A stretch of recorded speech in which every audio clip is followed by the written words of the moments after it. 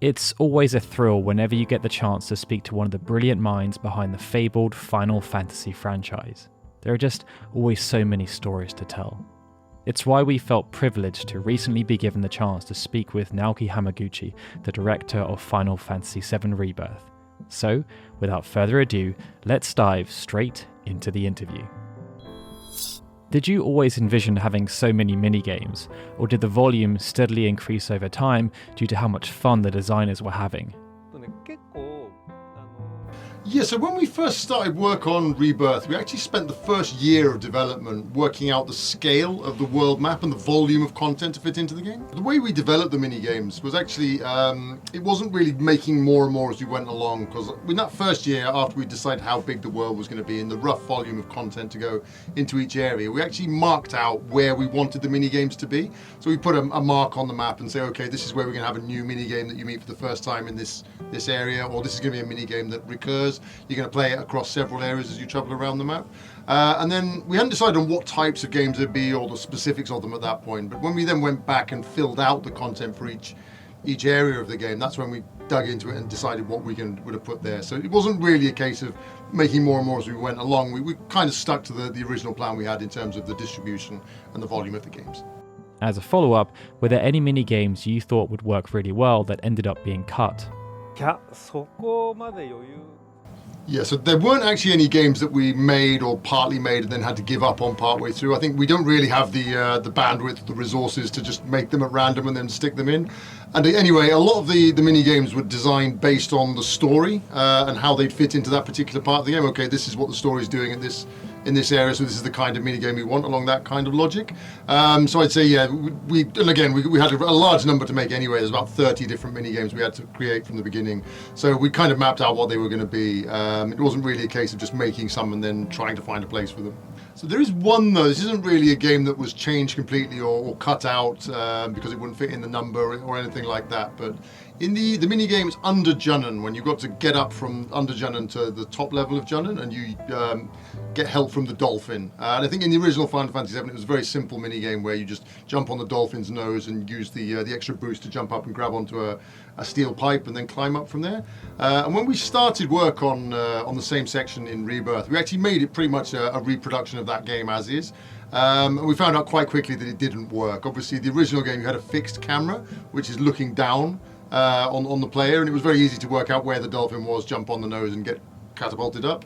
With a free camera, first of all, you can't tell where the dolphin is at all, and it just really didn't work as a game. So that's why we re-examined that, and we decided instead to make it something where you surf around the bay with the help of the dolphin and then finally get knocked up. So we had to change the direction of that one because it just didn't fit into the gameplay. Card games are a much beloved tradition in the Final Fantasy franchise. How does it feel to have Queen's Blood join the ranks as one of the franchise's great card minigames? I really am happy with the results of Queen's Blood. Certainly, when we were first deciding about what we were going to do for the mini games, and we wanted a mini game that could be played throughout the game in different locations. Obviously, historically, Final Fantasy has had a lot of card games like that, and we felt it was a really good fit to have a card game you could just play with people around the world.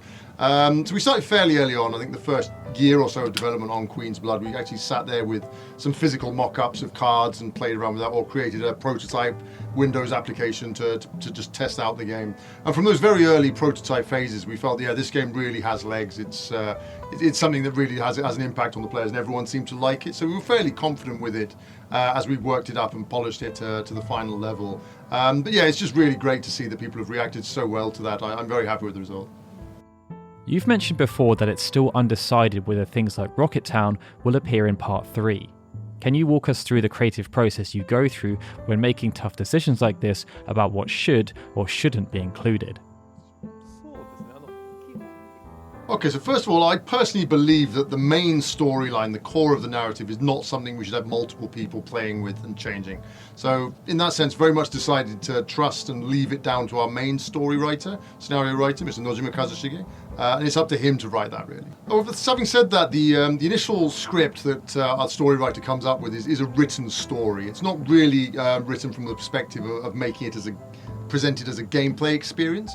So certainly that's when myself and the development team step in, and then the changes and adjustments we make are very much in terms of how that's presented through the game structure, the gameplay itself, and what kind of expressions are used to actually show and communicate that story as a game. So that's where we come in terms of our creative input. So one great example of that is the Queen's Blood tournament on the Shinramaru ferry when you're traveling from Junon over to Costa del Sol. And in the original story script that we got, that tournament wasn't part of it at all. It was very much in line with what was in the original game. You'd get on the ferry, there'd be a little travel, and then you'd basically be attacked and go straight into the fight against Genova. But we really felt that as a gameplay experience, that was lacking something. The idea that in real life, if you get one of these big cruise ships, you're excited, you want to have fun, and you want to really recreate that idea of a fun and exciting experience and like a leisure experience. So that's why we decided to put the Queen's Blood tournament there.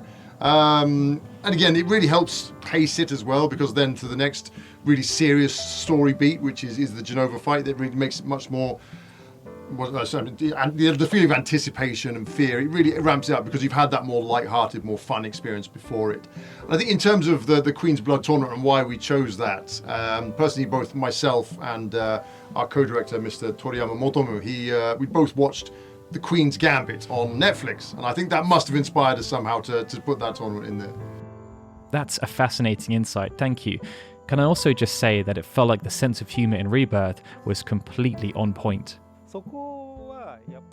Yeah, I think in terms of the humour, that comes about quite organically in the development, really. It's not really something that I give orders to people to put these in as a director. A lot of this comes from the development floor level and suggestions from the different team members. I think a lot of the team members who work under me on it are people who played the game when they were children or very young, and they were obviously inspired by it. And they've got this feeling of what they remember from the game, and that humour is definitely a part of that. So it's definitely suggestions from them that are, well, could we do this? I'd love to see this. Would it be cool if so-and-so did that? And I think certainly examples of that are something that was talked about a lot was how Red 13 rides on a chocobo and the pose he takes for riding. Or another one is the synergy ability where Barrett and Aerith team up and Aerith puts on a pair of sunglasses. It really was a case of someone on the team thought, well, wouldn't it be cool if we did that? And they suggested it and actually got into the final game. How attuned are you to fan feedback throughout the development process, or do you try to avoid it as much as possible to ensure your creative vision isn't influenced by outside sources?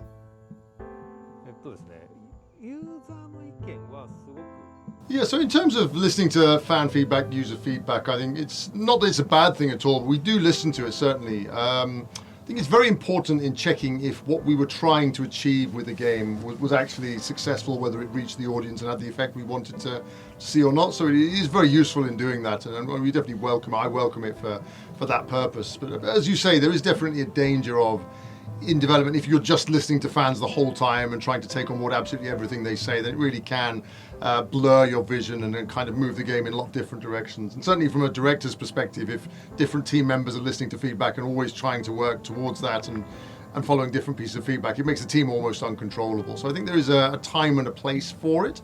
And generally the way we approach it is, until we've solidified the core concepts we want to work to, we will very much listen to fan feedback, see how that resonates with what we're thinking of, and basically refine our ideas. But then after that, we kind of, okay, we have the idea now, we've got our direction, we have to work towards that. And then that's when we kind of stop looking at feedback so much. I'd say definitely from my own perspective, I think when you're making anything, if you've got that vision and a clear idea of what you want to make, then if you follow that faithfully to the end, then I think you'll always get something out of it, and there'll be a response from people, and it will reach some people. So in some ways, once you've got your idea, you just have to stick with it. You have to follow your vision to the end, rather than trying to correct course all along the way. I think that's the right way of doing anything. If you've got an idea, don't think about how it'll be received. You just got to go for it and make it and see where it goes. So there's one kind of funny story about that and about my personal way I interact with fan feedback is that I really, on my personal X account, I very much try and read everything that people say and all the comments. And I think for me, it's very important as a creator to always be listening and aware to what people are saying about your games and about other things as well. So I very much focus on that. But I always try put as much effort in as possible. If when someone's made a comment to like it, just to react to what they've said. And it's kind of got a rumor going now that because I do seem to react to pretty much everything anyone posts on my channels, it's like, oh, well, Hamaguchi, he's just clearly set up a bot to just press like every time he gets a comment, or he's got someone in the team just to do it. Okay, if it comes in, just press that, and he's given them that job. I can tell you now, I do actually read them all. It is actually me doing all of those likes. So, it's not automated at all. You've talked a lot about how much the Final Fantasy franchise means to you personally, with Final Fantasy 4, 6 and 7 having a huge impact on your life and career. Given you're such a big fan, what's it been like to travel around the world to meet with like-minded fans whose lives have also been massively impacted by the franchise? Yes, I mean, there's a whole gamut of really confusing emotions there, really. Certainly, the fact that, like you say, I was inspired by Final Fantasy originally to take this job, move into this industry and make games, and now it's kind of I'm working with that responsibility for the future of Final Fantasy. So yeah, I'm really happy and glad to be able to do it. But yeah, it is a wild ride, and there's a lot of weird feelings about that. Do you sometimes find it hard to separate Hamaguchi the fan and Hamaguchi the director? Yes, I think, and this is probably a bad side effect of working in this job for so long, but in some ways, very difficult for me to kind of switch off and watch anything as just a fan nowadays. Like whatever, because I've been working as a director and like looking at how to make pieces of entertainment for so long. Whenever I watch anything digital or even other pieces of entertainment, it's very difficult to just appreciate it from a fan perspective. I'm always looking at it in terms of, or can I use this as inspiration for my next project, or how would I work this? What can I get from this, etc. So I think, as you said, it's very difficult to have Hamaguchi the fan and to go into that mode anymore. A funny story about that and about how my approach to things is so coloured by my work now.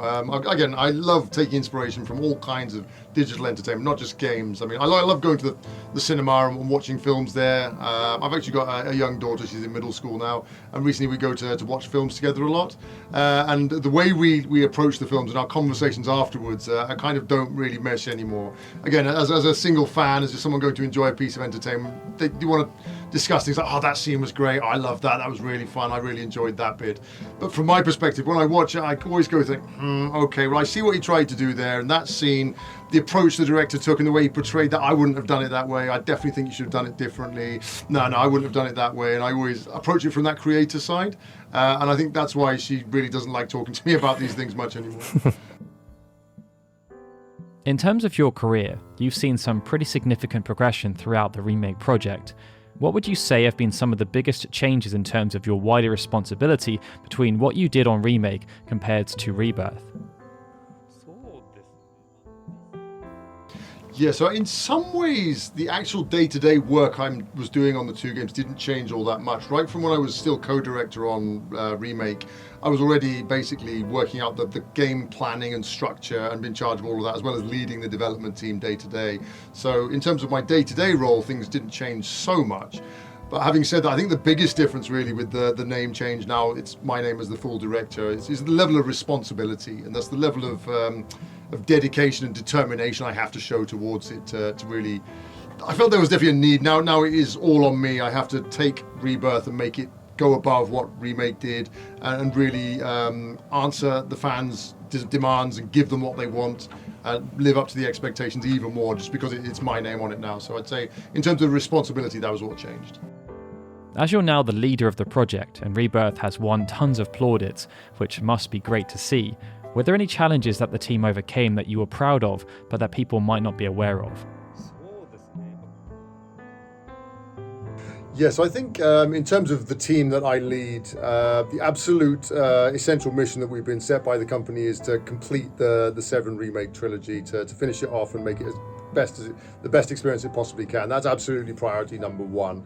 But on top of that, maybe going beyond that, I also felt we really need to reapproach how we make AAA games and try something new and create a new direction for Square Enix's high-level development. And in that sense, I think I really am proud of what we managed to achieve on Final Fantasy VII Rebirth in terms of going away from that more traditional story-driven, more linear gameplay experience and really creating that exciting, fresh new look at a more free, open world, open exploration style of game. And I think that's definitely something that will pay dividends in future. Certainly looking forward to what my team's going to be making in future. I'm very excited to see where we can take that new concept as well.